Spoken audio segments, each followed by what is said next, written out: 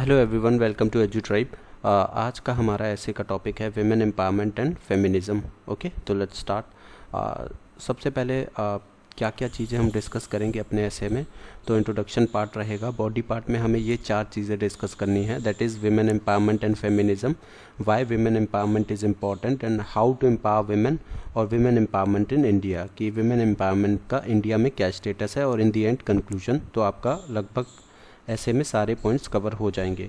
तो let's start. सबसे पहले इंट्रोडक्शन पार्ट देखते हैं। तो विमेन एम्पावरमेंट, इंट्रोडक्शन पार्ट में आपको विमेन एम्पावरमेंट के बारे में थोड़ा सा बताना है कि विमेन एम्पावरमेंट होता क्या है। तो विमेन एम्पावरमेंट आप बोल सकते हो, हैंग ऑन। तो जो प्रोसेस होता है विमेन को एम्पावरिंग करने का, उसको आप विमेन एम्पावरमेंट बोलते हो। इसमें क्या होता है कि हमें विमेन का जो स्टेटस होता है एजुकेशन के थ्रू, अवेयरनेस के थ्रू या लिटरेसी और ट्रेनिंग के थ्रू उसको सुधारना होता है, ठीक है, या उसको बेहतर बनाना होता है। और इसके विमेन एम्पावरमेंट के तहत हम विमेन को इतना काबिल बना देते हैं कि वो खुद के लिए डिसीजंस ले सकें, ठीक है। इसके लिए क्या होगा, सबसे ज़रूरी तो उनकी एजुकेशन पे हमें ध्यान देना होगा, ठीक है। उन्हें ज़्यादा से ज़्यादा फ्रीडम देना होगा ताकि वो अपने डिज़ायर्ड गोल्स को परस्यू कर सके। और सबसे जो इम्पॉर्टेंट चीज़ है कि देखिए, कोई भी चीज़ जो होती है ना एम्पावरमेंट से रिलेटेड, वो हमेशा कहीं ना कहीं इकोनॉमिक एम्पावरमेंट से भी लिंक्ड होती है, ठीक है। कि अगर जब वुमेन सेल्फ सफिशिएंट होंगी, या आप बोल सकते हो कि तो वो अपने आप ही बेहतर कर पाएंगी, राइट। तो इसलिए इकोनॉमिक एम्पावरमेंट बहुत ज़रूरी है किसी भी चीज़ को आप बोल सकते हो कि बेहतर बनाने के लिए, ठीक है। तो इस तरीके से इकोनॉमिक एम्पावरमेंट विमेन एम्पावरमेंट से लिंक है कहीं ना कहीं। उसके बाद बॉडी पार्ट में अब हम डिस्कस करेंगे women empowerment and feminism, why women empowerment is important and how to empowerment women, and then last is women empowerment in India. तो सबसे पहले विमेन एम्पावरमेंट एंड फेमिनिज्म, इन दोनों के बीच डिफरेंस क्या है। तो बेसिक डिफरेंस ये है कि जो फेमिनिज्म है वो एक तरह का मूवमेंट है जो कि इक्वालिटी के लिए बात करता है मैन एंड वुमेन पे। On the other hand empowerment of women क्या है, वो एक प्रोसेस है जो हमें सोसाइटी में जो विमेन का इंक्रीज पार्टिसिपेशन है उसके आप बोल सकते हो कि उसको बारे में बताता है कि सोसाइटी के हर एस्पेक्ट में विमेन होनी चाहिए, उनका कहीं ना कहीं पार्टिसिपेशन होना चाहिए, बी इट पॉलिटिक्स हो, एजुकेशन सेक्टर हो, हेल्थ सेक्टर हो, कहीं भी विमेन का होना बहुत ज़रूरी है। तो that is women empowerment. On the other hand जब हम इक्वालिटी की बात करते हैं कि किसी भी काम में मैन और विमेन अलग नहीं हैं, किसी भी काम को करने में या कहीं भी मैन और विमेन को अलग नहीं मानना चाहिए। जैसे एक परफेक्ट एग्जांपल है कि जैसे कोई काम अगर मैन एंड विमेन कर रहे हैं तो दोनों को इक्वल पे होना चाहिए, ठीक है। तो ये इक्वालिटी की बात हो गई, ठीक है। तो ये कुछ बेसिक डिफरेंस है विमेन एम्पावरमेंट और फेमिनिज्म के बीच। अब बात करते हैं हम कि why women empowerment is important, ठीक है।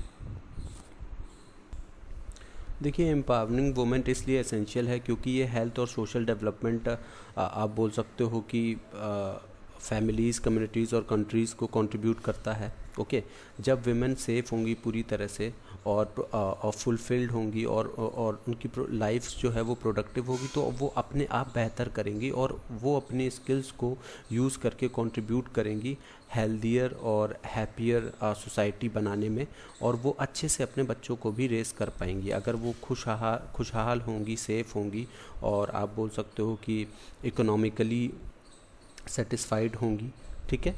तो वो खुश रहेंगी और अपने बच्चों को भी खुश रख पाएंगी, जिससे कि सोसाइटी में एक बदलाव आएगा या बेहतर सोसाइटी की उम्मीद की जा सकती है। ओके, तो इस तरीके से। और जो सबसे बड़ी बात है एम्पावरमेंट में, लड़कियों के एम्पावरमेंट में, वो ये है एजुकेशन है, ठीक है। तो आप ये बोल सकते हो कि जो गर्ल्स एजुकेटेड हैं वो कोई मीनिंगफुल काम कर सकती हैं और सोसाइटी की आप बोल सकते हो या कंट्री की इकोनॉमी में लेटर ऑन कुछ ना कुछ कंट्रीब्यूट कर सकती हैं, ठीक है। तो अब ये भी बोलते हो कि जो पढ़ी लिखी लड़कियां हैं वो उस चांसेस ये होते हैं कि उनकी जल्दी शादी नहीं होती है क्योंकि एजुकेशन में भी कुछ साल लगते हैं। तो यहाँ पे आप ये बोल सकते हो कि एजुकेशन सबसे बड़ा इंपॉर्टेंट फैक्टर है विमेन एम्पावरमेंट में, right. Next is how to empowerment women. तो विमेन को आप कैसे एम्पावरमेंट कर सकते हो। तो इसके लिए क्या करना होगा कि गवर्नमेंट को कुछ पॉलिसीज़ बनानी होगी, लॉ बनानी होगी, जहाँ पे आप बोल सकते हो कि विमेन के लिए कहीं ना कहीं पे रिजर्वेशन उन्हें शुरू में देना पड़ेगा ताकि ऐसा नहीं है कि हमेशा के लिए रिजर्वेशन रहे, हाँ कुछ समय के लिए उन्हें रिजर्वेशन देना पड़ेगा ताकि वो एक तरह से आप बोल सकते हो कि जो सोसाइटी में जो उनका पार्टिसिपेशन है वो बराबर रहे। ओके, और उनकी हेल्थ और सेफ्टी के बारे में भी सोचना पड़ेगा। नेक्स्ट इज़ उनको ज़्यादा से ज़्यादा एजुकेशन, ट्रेनिंग और प्रोफेशनल डेवलपमेंट का प्रमोशन आप बोल सकते हो कि उन्हें देना पड़ेगा, ठीक है।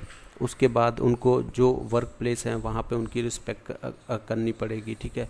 और जेंडर इक्वलिटी के आप बोल सकते हो कि जो कॉर्पोरेट लीडरशिप है, बड़ी बड़ी जो लीडरशिप है, बी इट पॉलिटिकल, ठीक है, या कॉर्पोरेट लीडरशिप, वहाँ पे उनको मौका देना पड़ेगा। तो इस तरीके से उसके बाद ज़्यादा से ज़्यादा जेंडर इक्वलिटी पे काम करना पड़ेगा कि किसी भी काम को लेके मैन और विमेन को अलग ना माना जाए, ठीक है। तो इस तरीके से हम विमेन को एम्पावर कर सकते हैं। विमेन एम्पावरमेंट इन इंडिया, ठीक है। अब इसका देखते हैं कि जो विमेन एम्पावरमेंट इंडिया में क्या स्टेटस है। ओके, देखिए जो जेंडर इक्वलिटी का प्रिंसिपल है वो इंडियन कॉन्स्टिट्यूशन में प्रियम्बल में दे रखा है, फंडामेंटल राइट्स में दे रखा है, फंडामेंटल ड्यूटीज़ में आपको मिलेगा और डायरेक्टिव प्रिंसिपल्स में भी मिलेगा, ठीक है। जो हमारा कॉन्स्टिट्यूशन है वो इक्वलिटी तो देता ही है विमेन को, ठीक है, इक्वलिटी की बात तो करता ही है, लेकिन उसके साथ साथ स्टेट को पावर्स भी देता है कि वो इस तरीके के मेजर्स अपनाए जिसमें कि अगर डिस्क्रिमिनेशन हो रहा है, आप या बोल सकते हो कि पॉजिटिव डिस्क्रिमिनेशन हो in favour of women. Okay, उसके बाद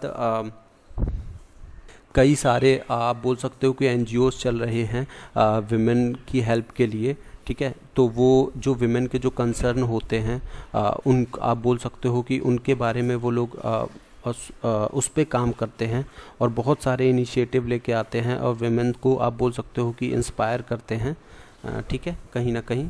तो NGOs का बहुत योगदान है विमेन एम्पावरमेंट में। नेक्स्ट इज़ अभी अगर रिसेंट ईयर्स की बात करें तो विमेन एम्पावरमेंट को एक तरह से आप बोल सकते हो कि सेंट्रल इशू के तौर पे रिकॉग्नाइज़ किया गया है in determining the status of women. तो इसके तहत आप बोल सकते हो कि एक national commission for women setup हुआ था 1990 में ताकि विमेन राइट्स को सेफगार्ड किया जा सके। उसके बाद 73rd और 74 अमेंडमेंट जो कि 1993 में हुए थे, उन्होंने आप बोल सकते हो कि विमेन के लिए रिजर्वेशन प्रोवाइड किया था लोकल बॉडीज़ जैसे कि पंचायत, म्यूनिसिपैलिटीज़, ठीक है। तो इस तरीके से नेक्स्ट इज़ कंक्लूजन। तो अभी अब कंक्लूजन में आप सबसे पहले तो ये मेंशन कर सकते हो कि विमेन एम्पावरमेंट इसलिए ज़रूरी है, बेहतर सोसाइटी के लिए विमेन एम्पावरमेंट बहुत ज़्यादा ज़रूरी है, क्योंकि अगर विमेन खुशहाल होंगी तो अल्टीमेटली उनके बच्चे खुशहाल होंगे, और अगर उनके बच्चे खुशहाल होंगे तो कहीं ना कहीं सोसाइटी में कंट्रीब्यूट करेंगे, इकोनॉमी में कंट्रीब्यूट करेंगे, राइट। तो इसलिए विमेन एम्पावरमेंट बहुत ज़रूरी है। और आप ये भी बोल सकते हो कि सस्टेनेबल या सोशल डेवलपमेंट, इन सब के लिए विमेन एम्पावरमेंट बहुत ज़रूरी है, ठीक है। और ज़्यादा से ज़्यादा गवर्नमेंट को पॉलिसीज़ बनानी पड़ेंगी ताकि जितने भी जो वायलेंस हो रहे हैं विमेन के अगेंस्ट उनको रोका जा सके। तो गाइस आज के वीडियो में बस इतना ही। आई होप आपको वीडियो पसंद आया होगा।